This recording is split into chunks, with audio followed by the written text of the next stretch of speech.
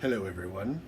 So I'm just going to start a little pastry demo, like a pie dough.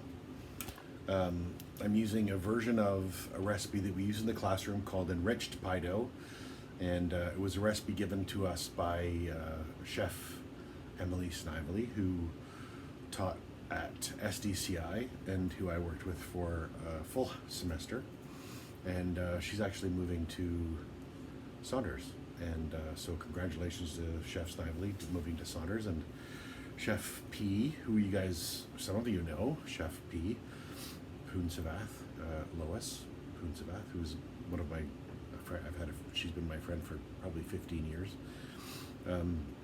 is moving to Cass in, I don't know where Cass is. It's east of here, but I'm not from London, so I don't really know the Almer? No. Woodstock.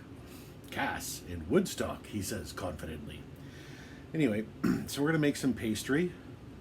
Enriched pie dough. This recipe is great. You can put it in the fridge, you can use it, you can roll it a couple of times, and it's still pretty good. I'm just going to tilt the camera down without stopping and just show you the ingredients. Okay, oh, take note of my t-shirt. All right, so we have butter and shortening in there, and that's about 250 grams. About 50 grams of shortening and about 200 grams of butter. This is cold water, 125 milliliters, one whole egg, which is about 55 grams, 50 grams. We've got 500 grams of all-purpose flour.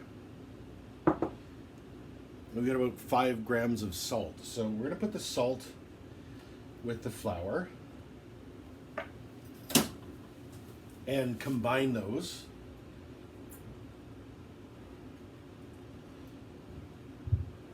Lovely. Dump that in a stainless steel bowl. Now, the egg and the water we're going to mix. The butter and the shortening are going to go in with the flour, and I've got those cut into little chunks, and then we're going to use something called a pastry blender,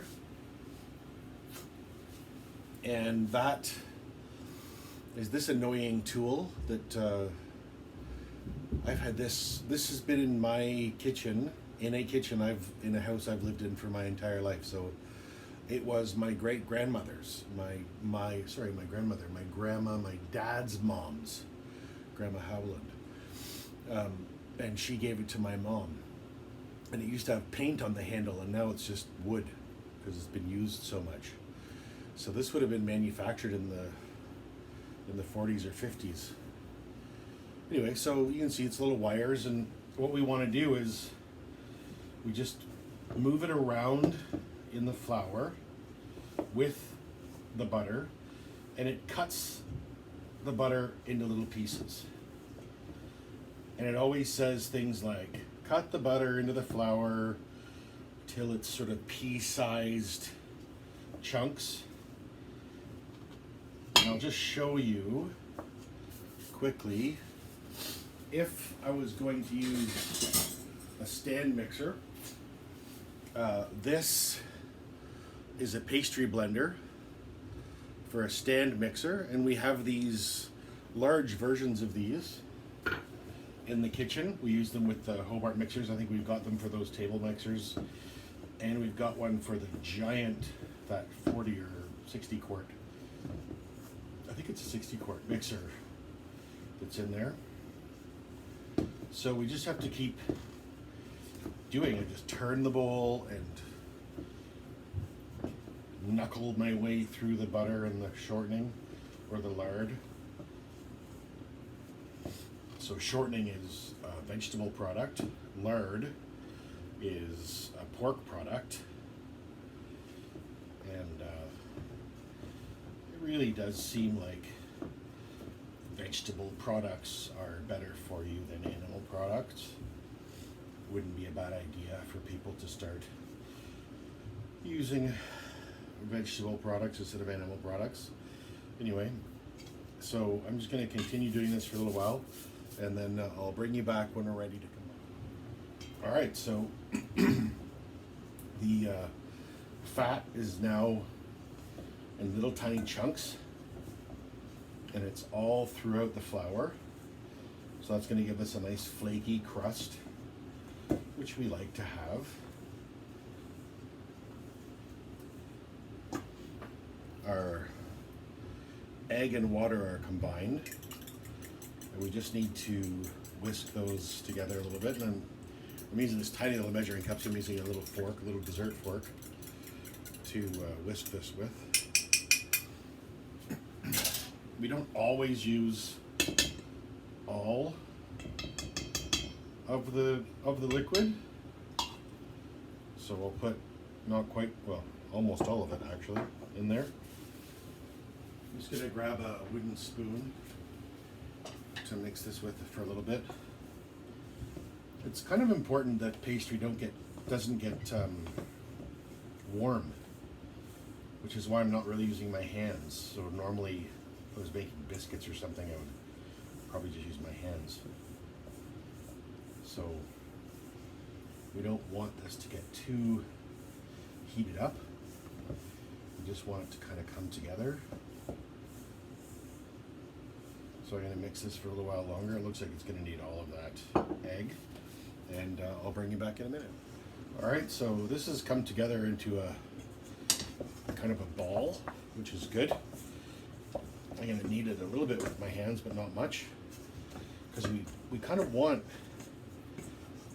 so this is a flaky pie dough, and flaky pie dough means there are chunks of fat amongst that flour paste that's made with water. If it was puff pastry, which we've made before, it would have vinegar in it, and the vinegar is an acid, helps to shorten the gluten strands to make it crispier. So this uses both butter and shortening. I'm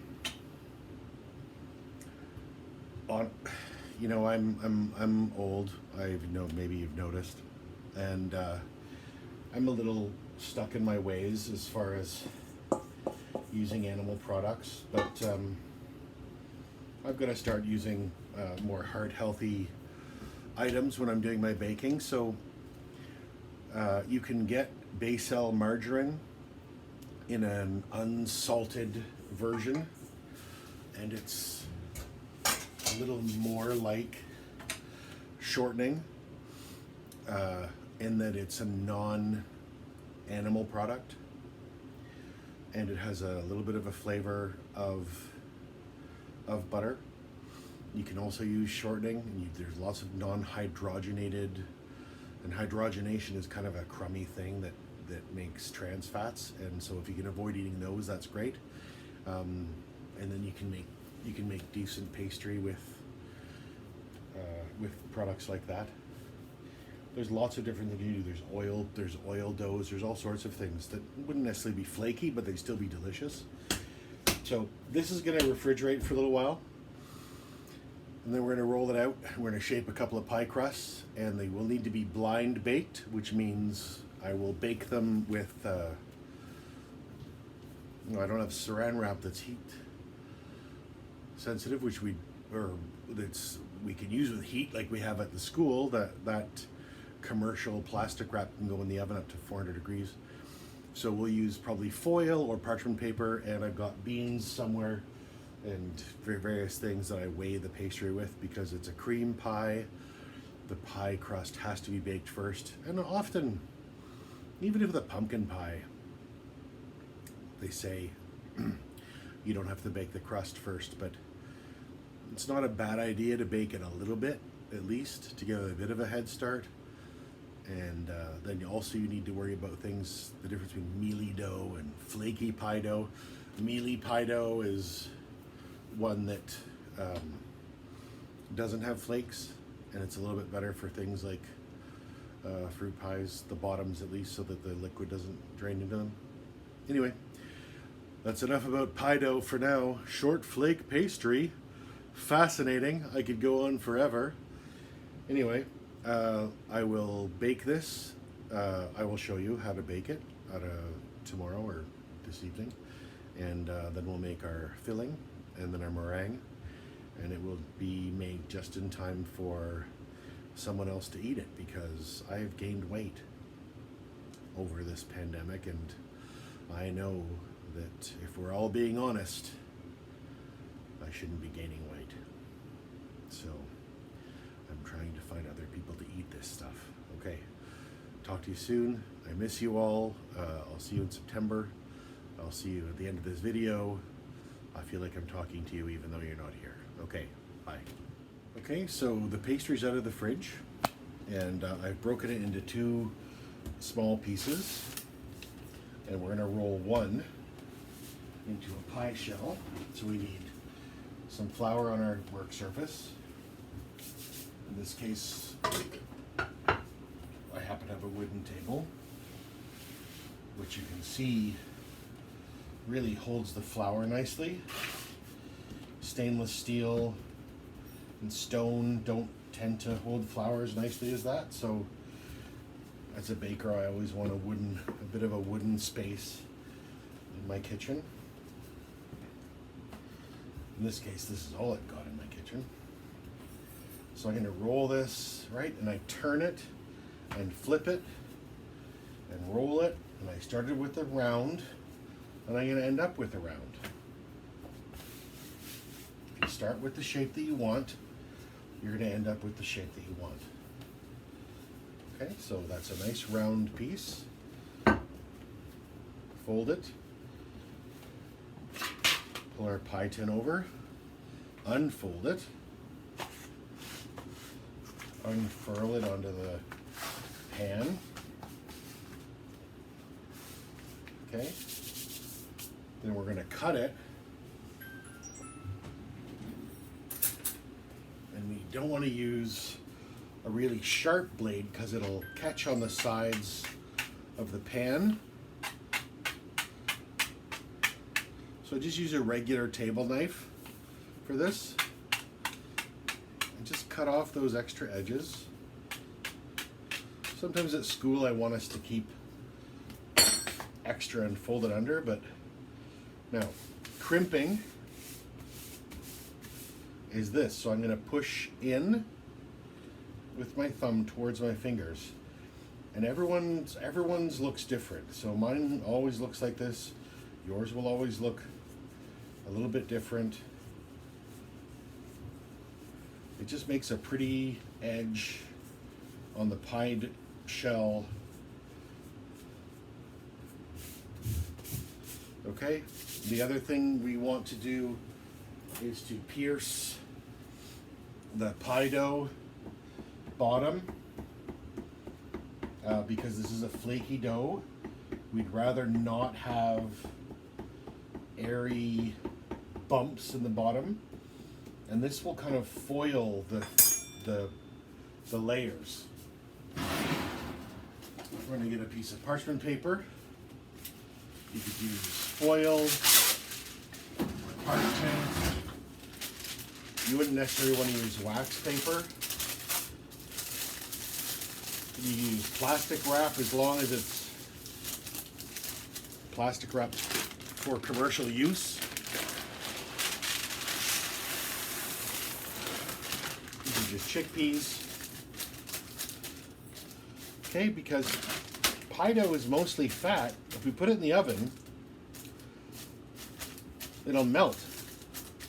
So what this does is it acts as it waits so that when we bake the shell, it's pushed out against the sides and it's not going to fall in on itself. So that's why we do that.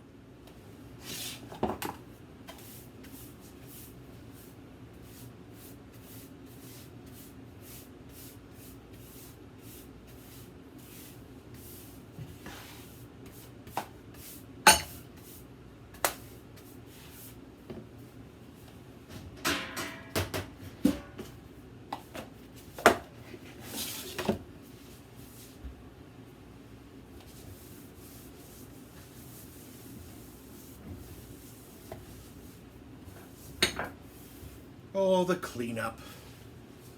The fun part. Look at the big pile of dishes. Oh, poor Chef Howland. Okay, chocolate pastry cream. We have the ingredients here.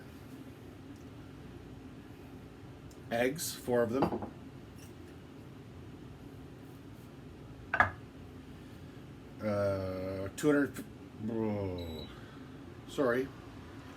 200 grams of sugar, 4 eggs, 60 grams of cornstarch, 40 grams of butter, which goes in last, 15 grams of vanilla extract, goes in last, pinch of salt, and we're going to make this chocolate. So I've got baking chocolate, yum. Oh my god, oh, that's terrible. Ah. Ah. So baking chocolate doesn't have any sugar in it. I basically feel like I just ate a sponge and it sucked all the liquid out of my head. It's terrible.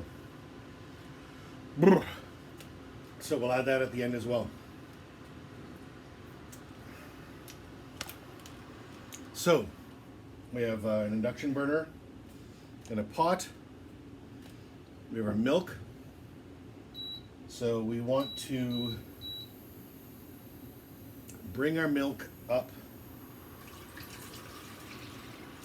so it's hot. So we call it scalding the milk. This recipe puts half the sugar in the milk. The other half of the sugar goes with the cornstarch. We whisk them together, and this just helps the cornstarch to blend with the sugar, with the milk in the end. Beaten eggs. Now, sometimes we make things with eggs and milk, egg yolks and milk, and it's only the egg that's thickening the milk, and we have to be really careful of the temperature we use. In this case, we're using cornstarch and egg, and what happens is the starch, the raw starch from the corn plant, binds the proteins of the egg to it. So when it coagulates, when the proteins coagulate, they kind of gelatinize with the starches, so they're all bound together, and then you get this really smooth pudding, right? We're just making chocolate pudding. It's just chocolate pudding. The salt could go in here. Salt. Okay, now the mixing method we use here, we call it tempering, and what we want is for the milk to get hot, and then we add a little bit of the milk to this egg mixture. So we're slowly warming it up. That's still pretty cold, so I'll bring you back in a minute. Okay, so the milk's coming up to temperature. Maybe you can see the steam there. I'm going to pour a little bit of the milk into here. It's going to make the induction burner complain. I'll stop this, turn it back on again. Now, induction burners like this one only heat the pot. So that means that things stick really, really easily and burn quite rapidly. So what we want to be doing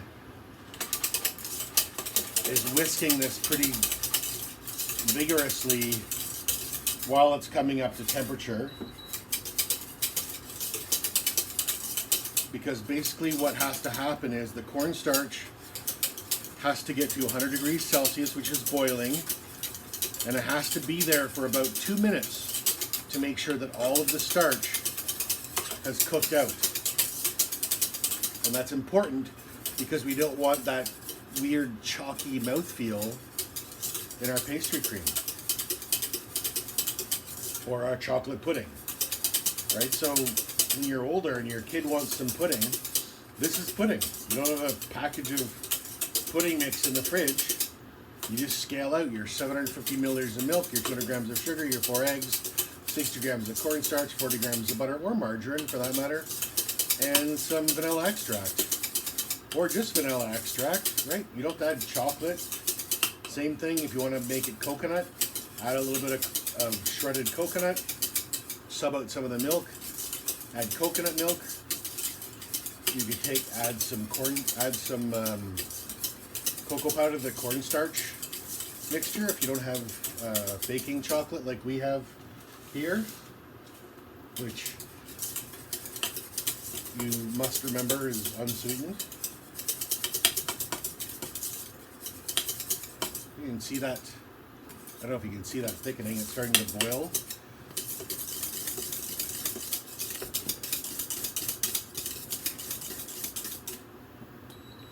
So I'm going to turn that down a little bit.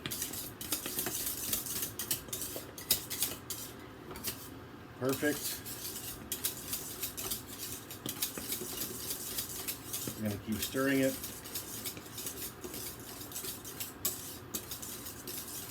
Because I want to hold it at that temperature for a couple of minutes, or till for sure, I'm sure that all that starch is cooked out.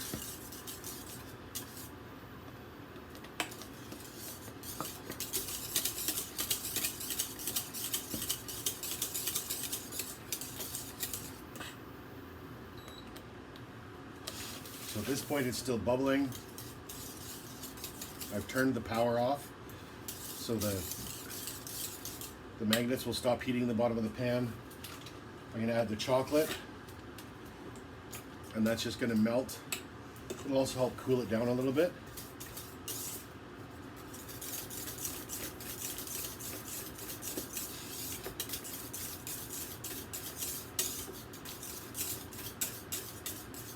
Smells really good. It smells like chocolate pudding. I bet you wish you were here. Chocolate pudding. Who doesn't like chocolate pudding? There's probably somebody. Okay, so we're going to wait for that chocolate to melt. We can add our vanilla extract.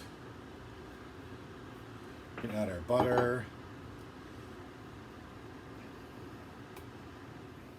The butter helps with the body or the feel, the mouth feel of the pudding or the pastry cream when we're done. We just want to combine those things. Now this is one of those, this is the only thing, when we wrap it and put it in the fridge, the plastic wrap or the whatever wrap we're putting on it goes directly on the top so that a skin doesn't form.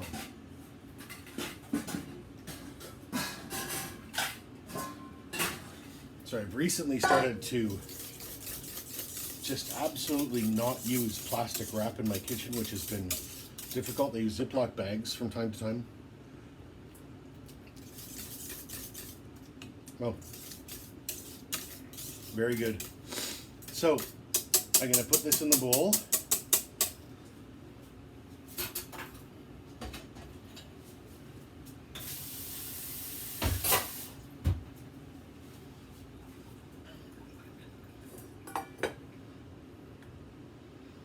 And that's going to set up.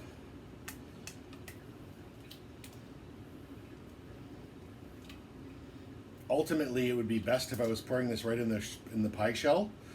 The pie shell's not ready yet, so I'll probably cover this and set it out, and then I'll bake the pie shell when the oven's ready, and we'll put them together then. Okay, so lovely chocolate pudding. That'll darken up a little bit as it cools. All right, see you in a minute. Okay, so the pie crust has been in the oven with I used garbanzo beans, parchment paper. We're gonna lift it out carefully. Okay, so we can see that the outside edge is a little bit brown and firm, and then the inside is still, because it's protected with the paper, is still a little bit soft. So we're gonna put it back in the oven. It's pretty hot. And then when maybe 4 or 5 minutes, just to crisp up the bottom a little bit, because it's not gonna be cooked again after this. Then we'll put the cream in, then we'll pop it in the fridge. Okay, so our pie shell is out of the oven, and I've decided to add something, and this is sort of a pastry chef-y kind of thing to do. I've melted some chocolate, and I'm going to brush the inside of my pie shell with chocolate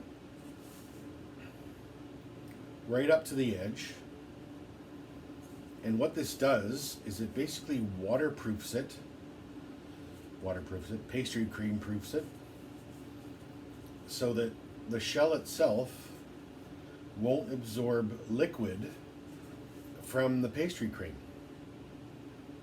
Now, I'm using pretty good chocolate, which is why it's so thin and liquidy like that. I don't know why people text me when I'm talking to you guys.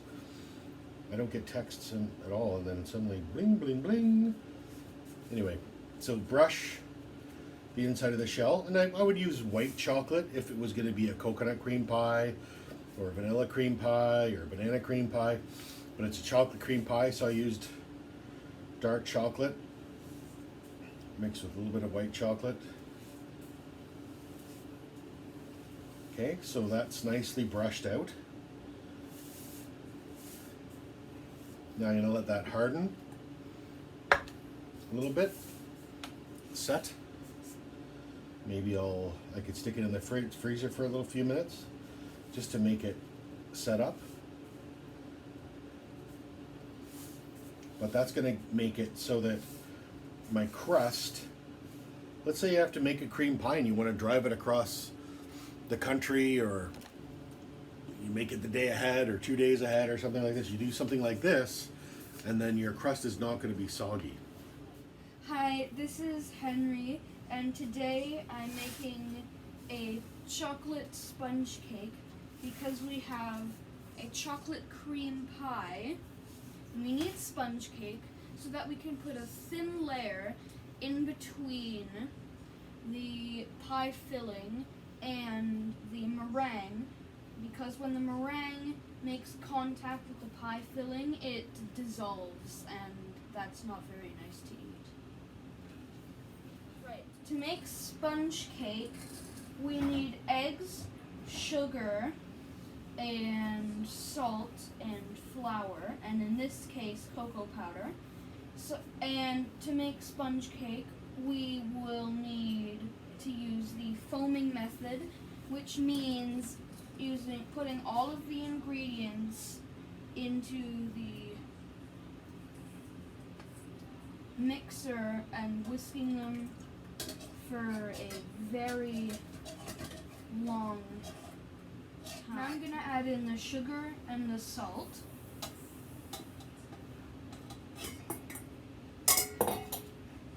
And the flour, we actually fold in after the eggs have done the ribbon stage. So we're just gonna do that and turn it on. Still mixing. 3 hours later.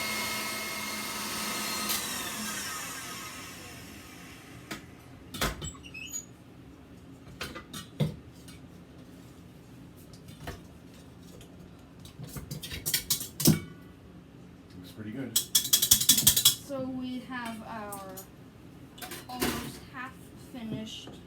It smells delicious. So what we're gonna do now is we are going to add in and Why are you then looking at me? whisk it. Which is how we. Just fold, maybe just like this. That's Okay. lovely. Just like that. How we fold it in. It looks like what it sounds like. Basically, you're just rubbing it with the whisk, and then. So, say you have a spoon, and this is your pudding, and you like your pudding, but you want to move it to a more fashionable cup. So you scoop it up, and then you plop it down in the other cup, and then you turn it around again, scoop it, and then plop it down. Okay, dump some on here.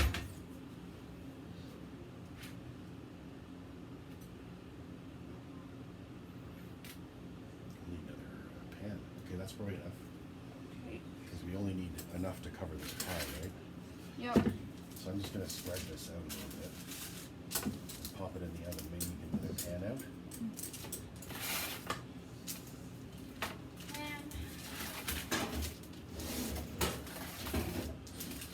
You know, we could make a little jelly roll maybe. The extra sponge cake. Oh yeah. Let's see. Oop. Okay, I'm gonna throw that in the oven. That's gonna be for the fry. Now this, I guess we're making a jelly roll now. Okay. So you just want to make another cake. Yep. So you don't waste them all.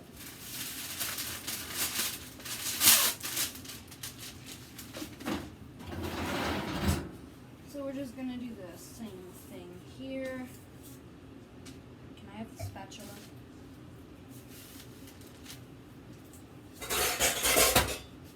It's a rubber scraper, Henry. It's a Okay. rubber scraper. You're Sorry. spending too much time with Chef Mac. I'm sorry.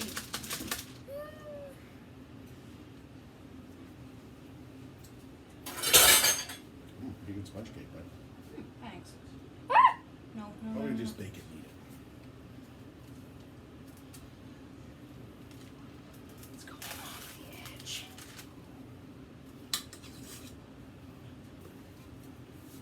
We want to make sure we get the sides clean.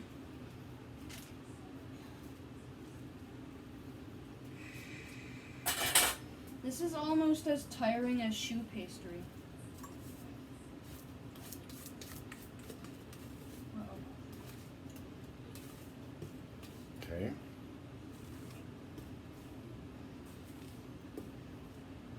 That looks pretty good.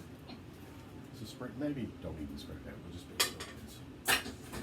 All right. And then we'll roll it and then put it with jelly. Well, if we want to roll it, we need to make it into a rectangle shape. Okay. Wait, why does it have to be in a rectangle shape? Well, if you want a long jelly roll with, why don't you get a rectangular shaped pan out of there instead of a round one?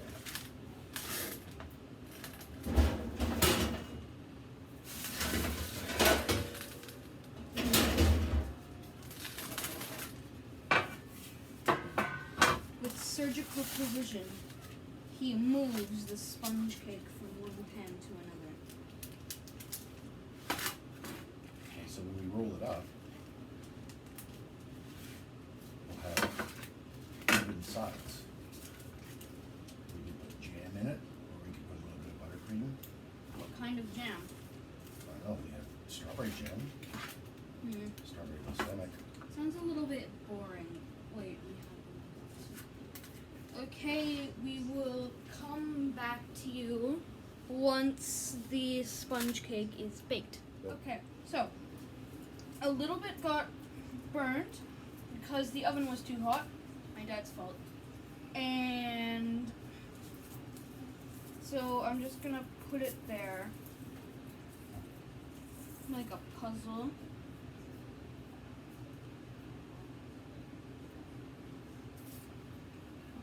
There. There. This, I think this big piece went there, right, isn't it? Yep. Do the big piece first.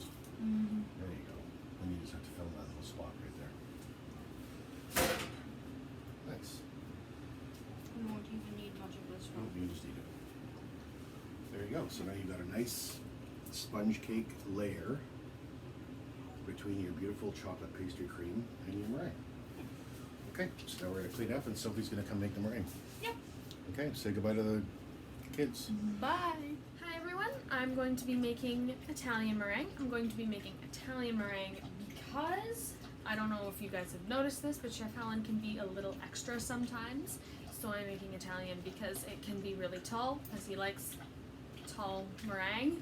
So my recipe calls for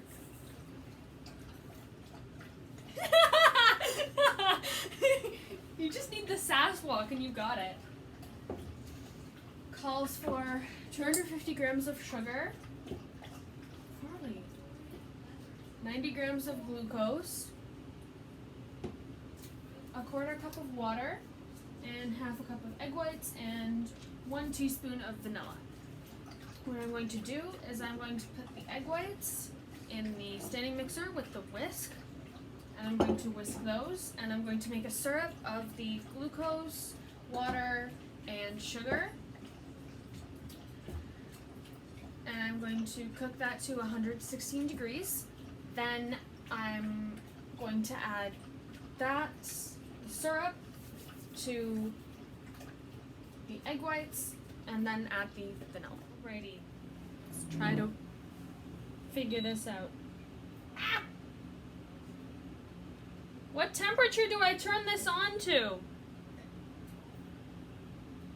the Celsius and put it to full blast. How do I turn it to Celsius? Okay. Ah! How do I know when it's full blast? What temperature's full blast? Ah! Okay, I got it.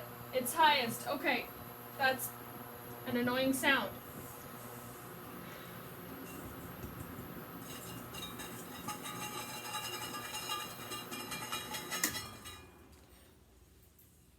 And I have shut down the power. Shoot! Just push the button on the thing. Oh my god.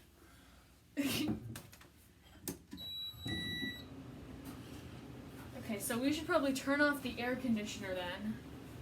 Your conditioner's turned on. Okay.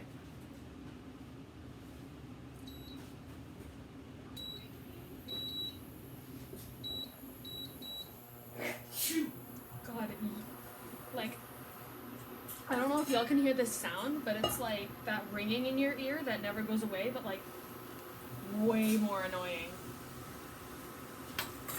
Ah.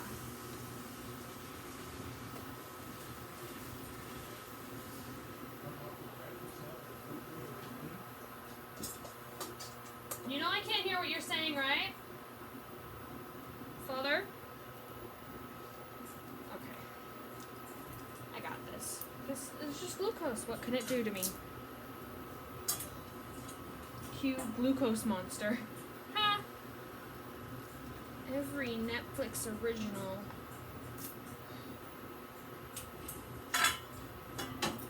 Why is it getting hot so fast? Okay. Farley, stop! I'll get you more water in a sec.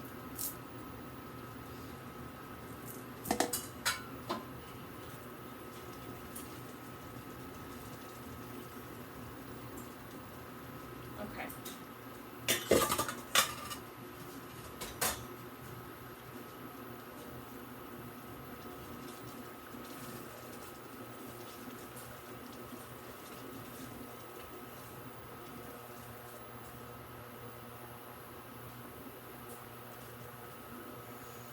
Okay.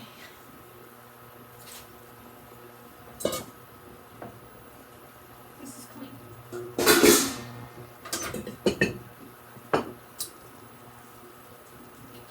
Everything is covered in water.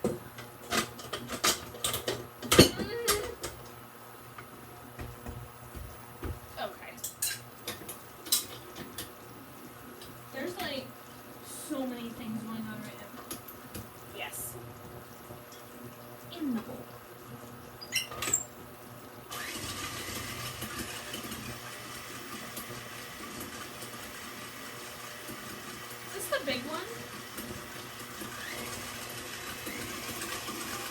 because last time I used that whisk attachment, the bowl fell off.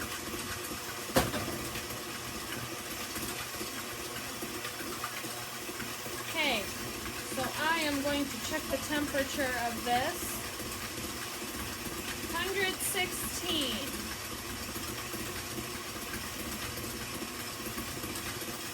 Okay, so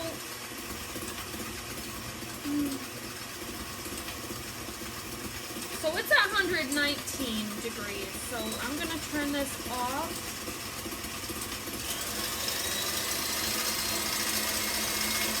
And hopefully the temperature stays.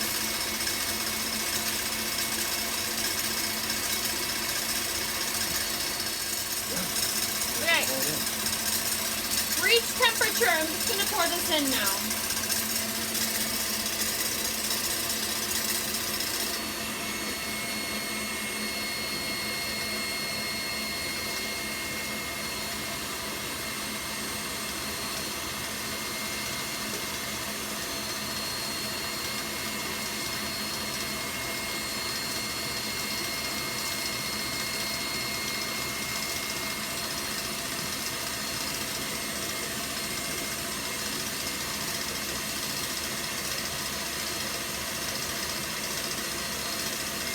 Okay, now I'm just gonna wait for this to reach stiff peaks.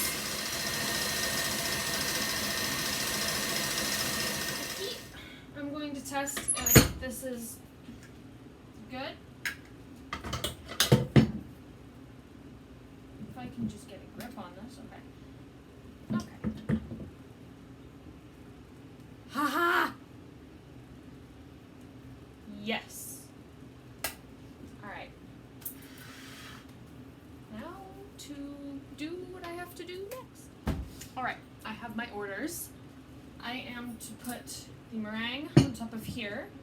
Wants me to use my hands. Want to bring it all the way around so you can't see chocolate, but you can see the crust. And it needs to look like Medusa's head. So I'm gonna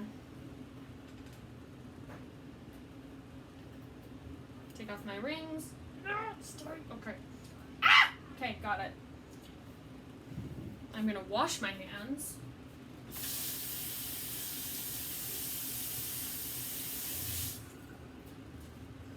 Dry my hands.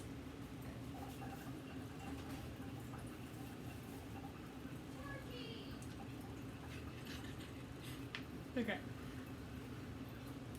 Okay, so this, it feels like it's supposed to weigh something, but it doesn't weigh anything. It's like I'm holding clouds. This is awesome.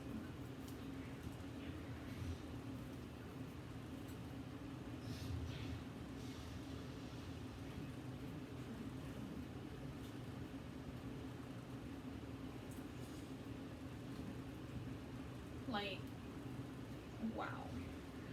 Also, it's warm. That's nice.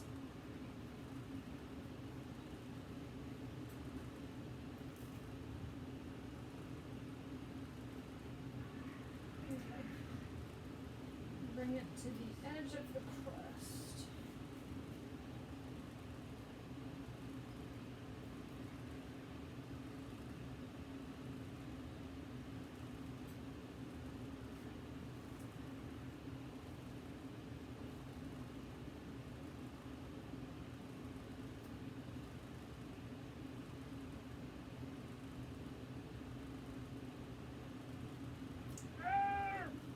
I'm making mistakes. Okay.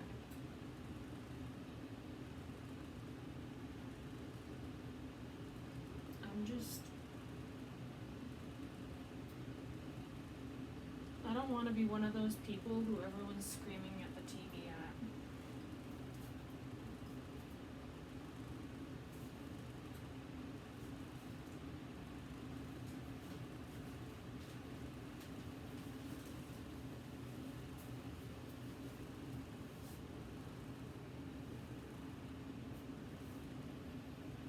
Come on, Sophie!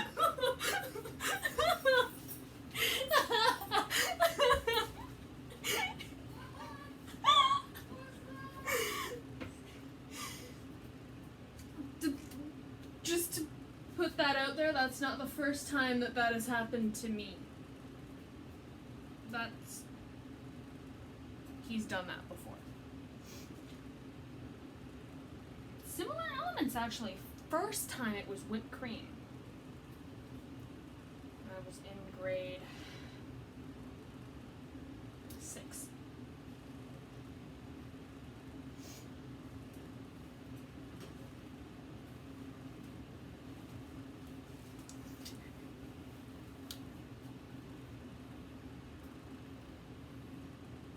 Oh my god, I'm in my shirt. You need to get more meringue on there. Look at that. That's I know I it's have. like normal, regular meringue. Okay. Get it on there. You're really All of it. extra. Come on. You realize this, right? There's more meringue on your hands than there is on the pie. That's unfair.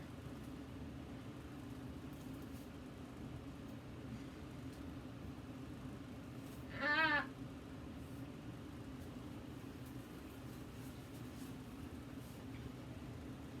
Well, I was trying to get it to the sides first. Nice. Now I can focus on making it taller.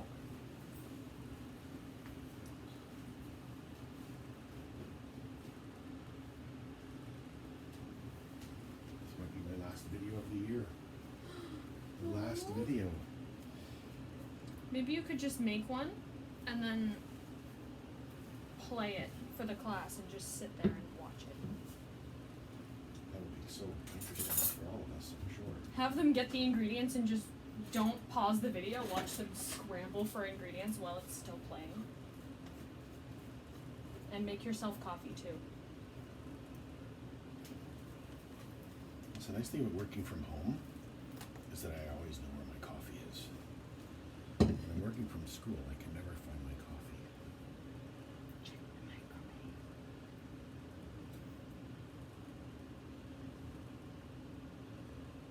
She'll use the blowtorch. Yes. That's how my grandma always used to make those nice little curlies. Wash your hands. Oh, look at the mess. Go wash your hands. First time. Wash your hands. Mm-hmm. All right. I want to blow torch. Wash your hands.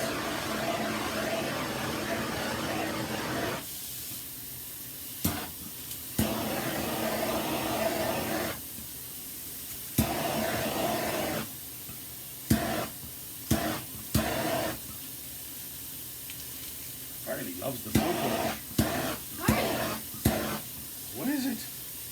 You don't want to smell that, buddy. You blow your nose off. Let Sophie do the rest. Farley, do you want to do some torching? Okay. Knowing me, I'm probably going to set it on fire.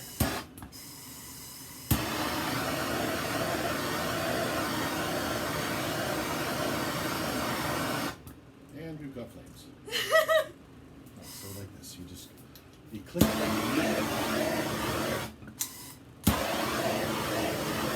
So dark in and out.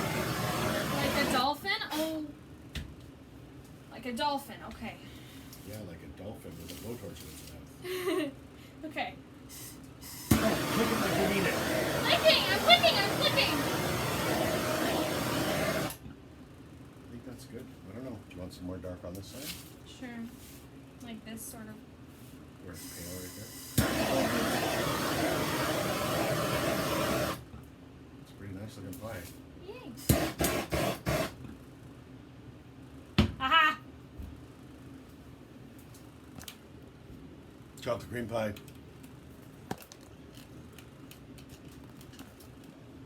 Doctor.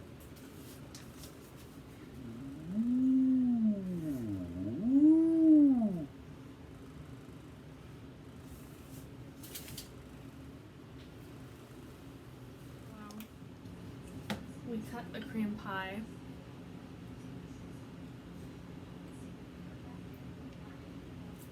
So beautiful.